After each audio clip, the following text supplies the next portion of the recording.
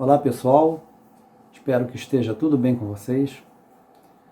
Nós estamos vivendo ainda esse período de isolamento social, então nós vamos seguir um pouco com os nossos assuntos da disciplina Fundamentos da Administração. Só para a gente se situar no tempo e no espaço, nós estamos vendo as funções do administrador. Lembram das 4 funções? Planejamento, organização, direção e controle. Então nós vimos nas aulas do Coronel Soares toda a parte de planejamento, os níveis de planejamento, as etapas, as ferramentas para se definir metas e objetivos, e fizemos um exercício que foi um plano de ação, que é o fruto do planejamento. Nós utilizamos uma ferramenta chamada 5W2H. Isso é o planejamento, uma coisa que a gente vai fazer a vida inteira. Tudo que a gente fizer, se existir um planejamento, fica melhor.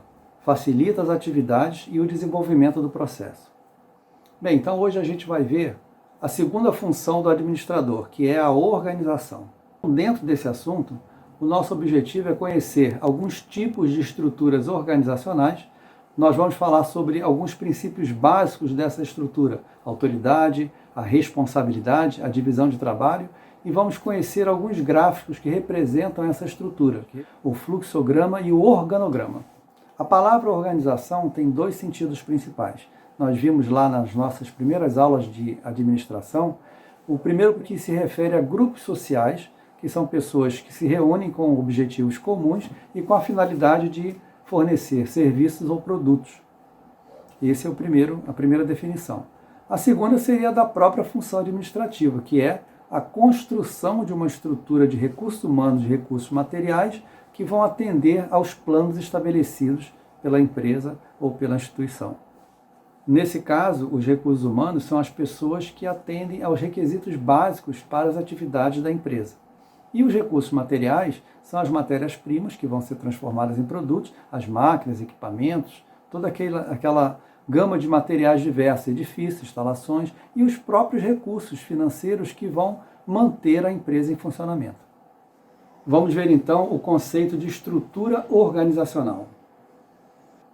A estrutura organizacional é como a organização está dividida e hierarquizada para a gestão das suas atividades e a comunicação entre seus setores, visando atingir seus objetivos. Nós falamos nas nossas primeiras aulas de administração a respeito de um cidadão chamado Henri Fayol. Ele é um dos precursores da teoria clássica da administração. E ele criou alguns princípios básicos para essa estrutura. Nós vamos conhecer os mais importantes, que são a autoridade, a responsabilidade e a divisão de trabalho. A autoridade é o direito de dar ordens e o poder de se esperar obediência.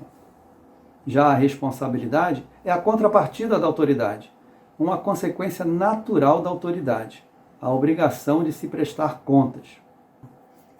A divisão de trabalho é a definição das tarefas que cada indivíduo deve fazer para cumprir as atribuições do seu cargo.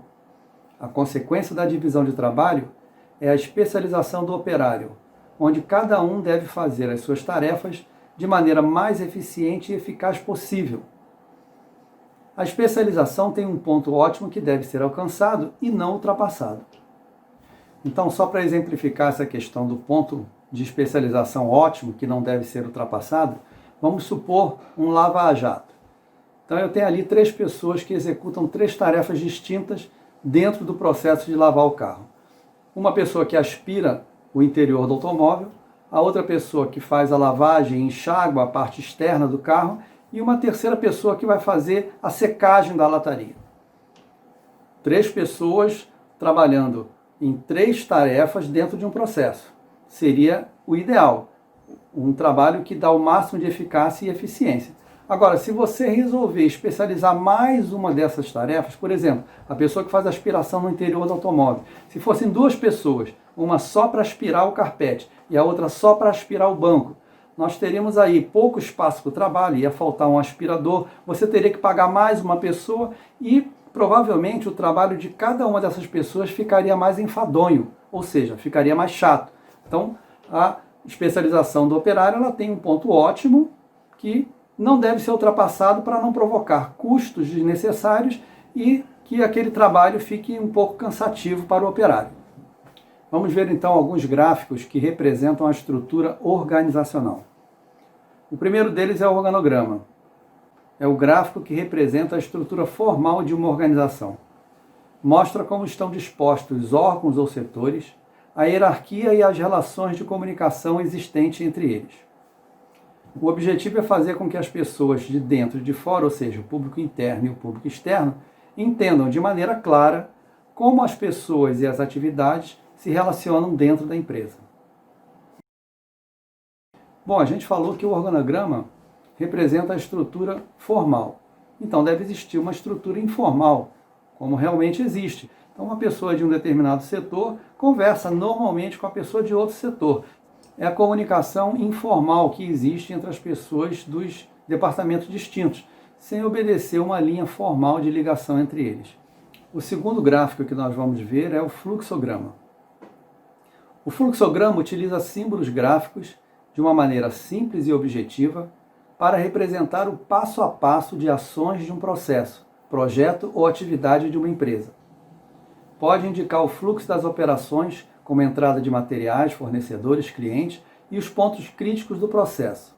Para facilitar o entendimento e análise do processo, o fluxograma utiliza uma série de símbolos que são colocados de acordo com as necessidades das atividades mapeadas. Então nós temos aí uma figura que mostra os símbolos principais utilizados em um fluxograma. Então nós temos ali a primeira figura, uma linha fechada, que indica o início e o fim do processo. O retângulo indica uma ação, indica uma atividade que precisa ser executada naquele ponto do processo. O losango indica um ponto de tomada de decisão. A linha com uma seta na ponta indica a direção do fluxo. Aqui nós temos a indicação de um documento que precisa ser preenchido naquele ponto do processo. A figura seguinte indica um momento de espera dentro do fluxograma e um círculo indica que o fluxograma continua a partir daquele ponto em um outro círculo com a mesma letra ou número. E aqui a gente tem um exemplo do fluxograma. Tem lá a figura que indica o início do processo, logo em seguida um documento que deve ser preenchido, a solicitação de compra, por exemplo. Aí vem uma atividade que é enviar ao supervisor do departamento, é uma ação, aí o supervisor analisa o pedido, chegamos a um losango, um momento de decisão. Caso negativo, esse parecer vai como resposta para o solicitante, caso positivo, segue o processo. Então, uma nova ação. Ali solicita-se um orçamento, depois recebe o orçamento e assim por diante. Vamos ver agora os tipos principais de estruturas organizacionais. A primeira delas, a estrutura linear, que é a mais antiga e a mais simples. A estrutura organizacional linear é o formato mais antigo e mais simples de estrutura organizacional, comum nas empresas de pequeno porte. As linhas de comunicação são formais e as decisões centralizadas. Possui formato piramidal, linhas de responsabilidade entre superiores e subordinados diretas e únicas, princípio da unidade de comando. Ou seja, cada empregado deve receber orientações de apenas um superior. Então nós temos aqui o exemplo de estrutura organizacional linear. Observem que cada colaborador embaixo só tem um chefe, ou seja, só presta conta a um superior. E aqui algumas características desse tipo de estrutura. É uma estrutura simples, portanto de fácil compreensão. A gente olha e entende perfeitamente a ligação hierárquica entre os setores. Autoridade linear ou única, ou seja, apenas um chefe para cada colaborador. Então a definição clara de autoridade e responsabilidade. A hierarquia, nesse caso, é bem definida. Linhas formais de comunicação. Isso retarda um pouco a comunicação, porque ela tem um caminho mais rígido para seguir, para ser veiculada. Há uma centralização das decisões e o aspecto piramidal, como a gente já falou. Ela é mais estreita em cima e vai alargando à medida que vai se desenvolvendo para baixo. Vamos ver agora a estrutura organizacional funcional, que dá ênfase à especialização das funções. Na estrutura organizacional funcional, em vez da autoridade, o que define a hierarquia é a especialização das funções. Cada setor contribui com seu maior conhecimento para o funcionamento da organização como um todo. ganhando a palavra para decidir nos temas sobre os quais domina. Em uma estrutura organizacional funcional, nenhum chefe de setor tem controle absoluto sobre seus subordinados. Além disso, cada colaborador pode ter que responder a várias chefias. Então, observem agora a estrutura organizacional funcional e uma ligação lateral entre os setores. Então, isso faz com que a comunicação seja diversificada. Então, tem como características autoridade funcional ou dividida. Linhas diretas de comunicação. Então, são linhas de comunicação interdepartamentos. Há uma descentralização das decisões.